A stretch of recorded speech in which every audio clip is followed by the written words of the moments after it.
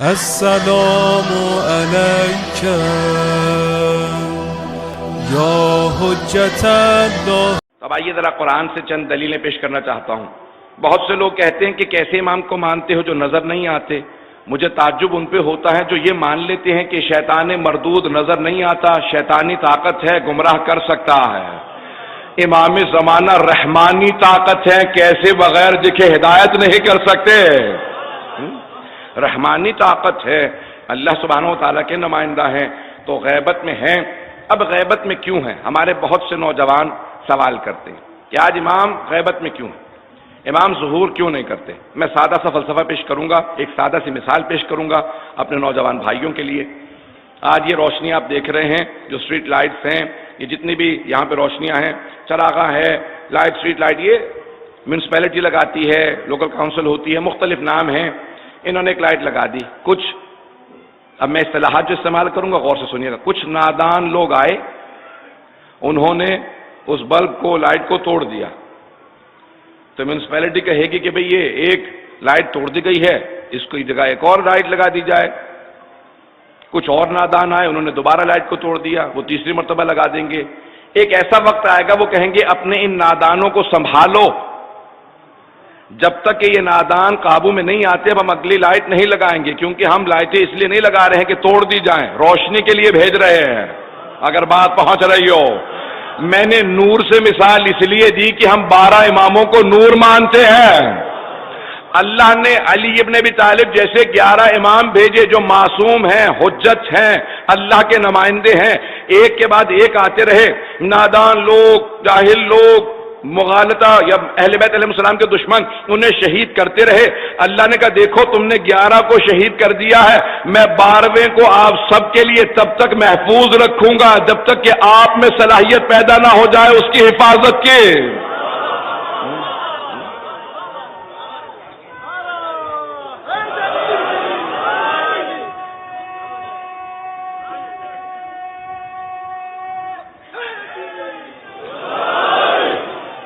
کہ میں جب تک اسے غیبت میں رکھوں گا جب تک کہ لوگ تیار نہ ہو جائیں اس کی حفاظت کے لیے۔ یہ میں نے 11 اس لیے نہیں بھیجے تھے کہ لوگ ان کو شہید کرتے چلے جائیں، یہ ہدایت کے لیے آئے تھے، میرے سے رابطے کے لیے آئے تھے کہ لوگوں کو مجھ سے مربوط کر دیں، اس لیے نہیں کہ لوگ ان پہ ظلم کریں، لوگ ان کے اوپر مظالم ڈھائیں، مظالم کے لیے نہیں آئے تھے، یہ میرے محبوب ترین ہیں، میں ان پہ ظلم نہیں دیکھنا چاہتا، اس لیے اس نے 12ویں امام علیہ السلام کو غیبت میں رکھا ہے۔ عزیزان گرامی، اگر آپ سے کہیے عجیب و غریب غیبت کا فلسفہ میں پیش کرنا چاہتا ہوں تاکہ ہمارے تمام مسلمانوں کے دل صاف ہو جائیں، وہ شک نہ کریں کہ اگر کبھی دیکھیں کہ غیبت کا نیا تصور نہیں ہے، یہ قرآن کا تصور ہے۔ غیبت 2 طرح کی ہوتی ہے، سننا پسند فرمائیں گے؟ غیبت 2 طرح کی ہے، ایک غیبت کہ انسان آنکھوں سے غائب ہے، یعنی اگر یہاں سے گزرے نظر نہ آئے، یہ غیبت ہے۔ دوسرے یہ ہے غیبت کہ یہاں سے اگر کوئی گزرے دیکھنے میں آئے، پہچانا نہ جائے، یہ بھی غیبت ہے۔ جناب یوسف کے بھائی انہیں دیکھ رہے تھے، پہچان نہیں رہے تھے، جناب یوسف اپنے بھائیوں کے لیے غیبت میں تھے۔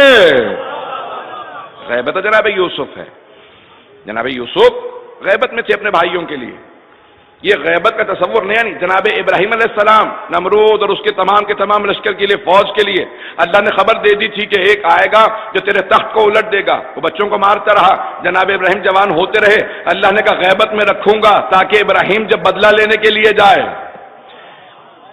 یہی جناب موسیٰ کے لیے ہے، جناب موسیٰ کو کہا کہ آپ کو میں حفاظت میں رکھوں گا، فرعون کے دربار میں پل رہے تھے، دیکھ بھی رہا تھا، پہچان نہیں رہا تھا، یہ وہی ہے جو میرا تخت الٹ دے گا۔ آج کی ساری جتنی بھی ظالم دنیا کی حکومتیں ہیں وہ سمجھ رہی ہیں، آج ہمارے سے زیادہ عقیدہ ان ظالم ممالک کا ہے جو دیکھ چکے ہیں کہ حق اہل بیت ہی کے ماننے والوں کے پاس ہے۔ سنیں گے، میں بات کو آگے بڑھانا چاہتا ہوں۔ امام علیہ السلام کا جو نظام ہے اس کو سمجھنا بہت ضروری ہے، غیبت کے نظام کو۔ بہت سے انبیاء غیبت میں رہیں اور انتظار کرتے رہیں۔ انتظار کوئی نیا فلسفہ نہیں ہے، کوئی نیا کانسیپٹ نہیں ہے، کوئی نیا نظریہ نہیں ہے انتظار کا۔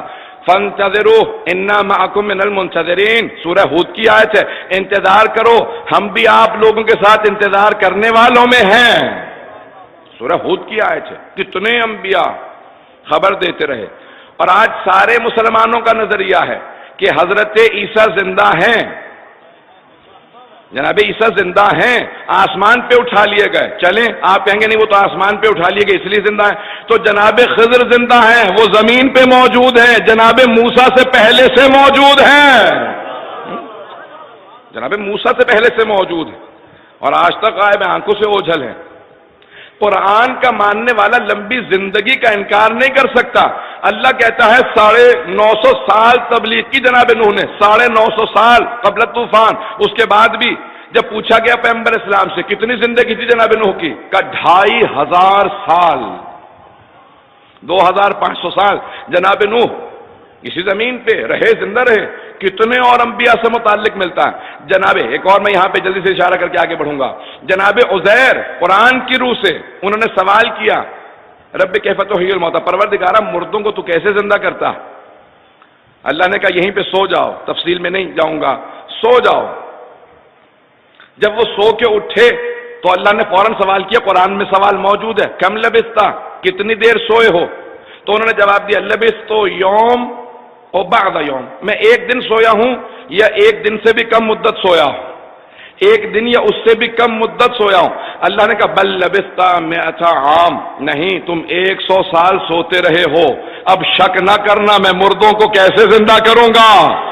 وہ نہ کھا رہے تھے، نہ پی رہے تھے، نہ چل رہے تھے، ایک مقام پہ سو رہے تھے.